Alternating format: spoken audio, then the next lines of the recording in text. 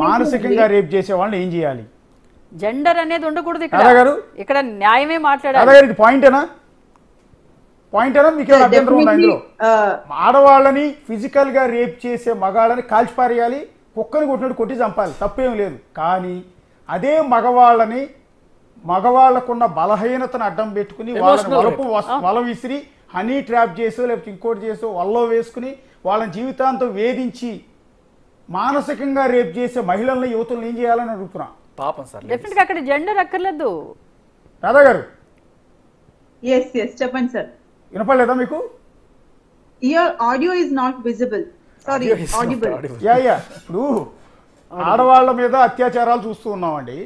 ఆడవాళ్ళని రేప్ చేసిన, ఫిజికల్గా రేప్ చేసిన మగవాళ్ళని కాల్చి చంపాలంటూ ఉన్నాం, కుక్కని కొట్టినట్టు కొట్టి చంపాలని అంటూ ఉన్నామని డిమాండ్ చేస్తున్నాం, తప్పేం లేదు. కానీ అదే మగవాడిని మానసికంగా రేప్ చేసి ఒక జెండర్ బయాస్ మాత్రం ఉండకూడదు. ఫిజికల్ గా కాదండి, ఆడవాళ్ళు ఫిజికల్ గా మగాడిని రేప్ చేసే అవకాశం ఉండదు, కానీ మానసికంగా రేప్ చేస్తున్నారు కదా. I'll definitely consider that, Andy. When it comes to harassment, definitely equal punishment అనేది ఉండాలండి. బట్ అది మెన్ అనేవాడు డెఫినెట్లీ బయటికి చెప్పగలిగి ఉండాలి. If when it is hidden, it cannot be అతను ఏదో నా పరువు పోతుంది లేదా నా మేల్ ఈగో సప్రెస్ అవుతుంది అనేసి అతను బయటికి చెప్పుకోకుండా ఇలాంటివి చేస్తే దెర్ ఇస్ నో పాయింట్ కదా అండి.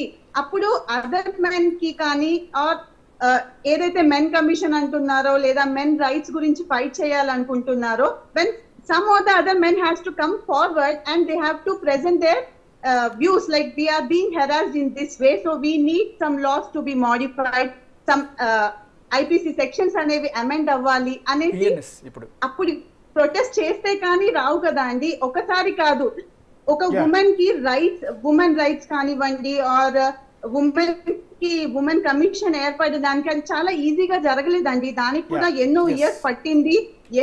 అవన్నీ ఎన్నో ప్రాబ్లమ్స్ ఫేస్ చేస్తే కానీ women did not come with that thing. So men also has to protest. నా సిగ్గుపోతుంది, నాది ఎవరు కన్సిడర్ చేస్తారు అంటే కాదు కదండి. let few people come, let men come and say that yes we are being harassed in this way. I think Radha garu, you should lead this movement. You should lead this. మేమంతా మీ వెనకాల you should take a lead. మగాళ్ళని చైతన్యవంతులు చేయండి. Definitely అండి, definitely I am pursuing my law అండి. Let some men come to me and just let some men come to me. I will take the case and I will protest and I will support him andi. అంతేగాని మేము ఇట్లా suicide చేసుకుంటాము, అసలు ఈ suicides ఎందుకు జరిగాయి అని అంటే డెఫినెట్లీ ఆ 3 men మనం ఏదైతే ఇప్పుడు పర్టికులర్ టాపిక్ తీసుకున్నామో 3 men definitely they might have said to their parents అండి. పేరెంట్స్ ఏం చేసి ఉంటారు, నో ఈ పరువు పోతుంది, you are a man, you are not suppose to expose to the world that as if you are harassed.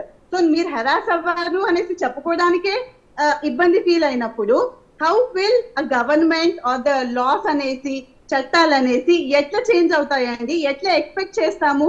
ఇలాంటి debates 10 పెట్టండి, 10 పెట్టినా కూడా అవ్వదండి. దీనికి ఎన్నో ఇయర్స్ పట్టుద్ది.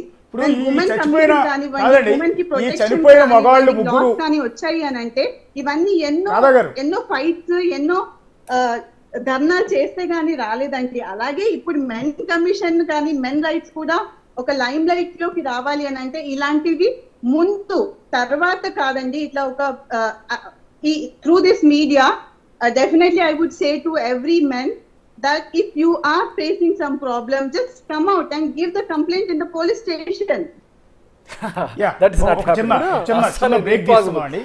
భాష గారు ఒక చిన్న బ్రేక్ తీసుకున్నాం. అరుణ గారు, బ్రేక్ తర్వాత ఇప్పుడు ఎవరైతే ఆత్మహత్య చేసుకుని ఈ లోకాన్ని వదిలి వెళ్ళిపోయిన ముగ్గురు ఉన్నారో ఆ ముగ్గురు భర్తలు, ఆ ముగ్గురు తండ్రులు, ఆ ముగ్గురు చెల్లెళ్ళకి అన్నలు, ఆ ముగ్గురు ఒక తల్లికి ముగ్గురు కొడుకులు, సో అన్ని పాత్రలు పోషించారు వాళ్ళ లైఫ్లో. అలాంటి ముగ్గురు ప్రాణం తీసుకోవడానికి కారణం ఆ ముగ్గురిని ఫిజికల్గా కాదు కానీ మానసికంగా వాళ్ళ భార్యలు రేప్